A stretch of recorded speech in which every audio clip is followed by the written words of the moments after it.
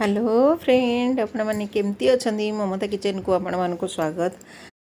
आज आसतु आपण मानक काबुली बुट चणारे गोटे बढ़िया रेसिपी बनईकि देखी। यही रेसिपी को आपण मैंने संध्या टाइम रे खाइबे बहुत मस्त लगे। ताले आसतु डेरी न करिकी रेसिपी को देखी नवा।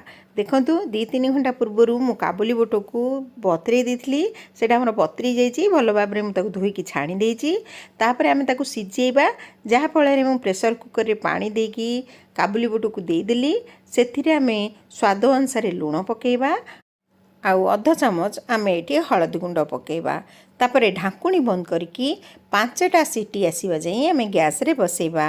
गैस को मीडियम टू लो फ्लेम रे रखिबा, बेसी हाई रखिबानी। देखंतु आमर प्रेशर रो सीटी आसी गलानी। आमे 5टा सीटी आसीबा जाई वेट करिबा। तापरे प्रेशर को ठंडा हवा जाई छाड़ी दबा। प्रेशर ठंडा हवा परे आमे प्रेशर को खोलिबा। देखंतु आमर प्रेशर कुकर ठंडा हो गला। एबे खोलिकी देखिबा आमर काबुली बुट चना केमती सिझिछि। वीडियो रे मु आपण मानकु देखै दउछि बुट केते बढ़िया भाबरे सिझिछि। देखंतु बुट आमर गोटा गोटा अछि किंतु मस्त भाबरे सिझिछि। एबे चलंतु बुट रे आमे तड़का लगेबा।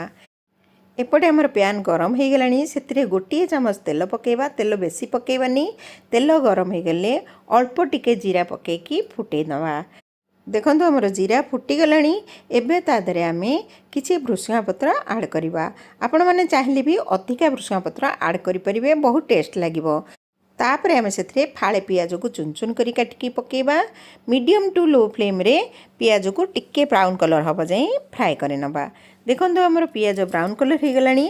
तापरे मु गोटे एठी कंचा लंका छिड़ेकी पकेली। आपण माने जदि अधिका राग खाइबे आउ अधिका लंका पकेई परिबे। तापरे आमे एठी काबुली बुट चना को पकेइबा। मु एठी 2 जणक पई बनौची, सेति पई की क्वांटिटी देखिकी आमे एठी लंका गुंड पकेइबा आउ गोटे पेंच आमे एठी लूण पकेइबा। काहेकि ना आमे चना सिजेला बेले लूण पकेइथिले, सेति पई अल्प टिके लूण पकेइबा। मीडियम टू लो फ्लेम रे आमे भजा को टिके फ्राई करि नबा।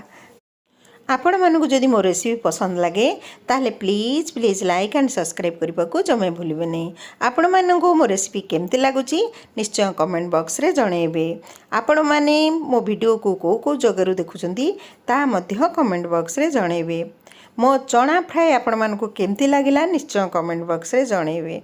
देखंतु हमर काबुली बुट चना फ्राई हे गला। एबे आमे गरम गरम सर्व करिबा।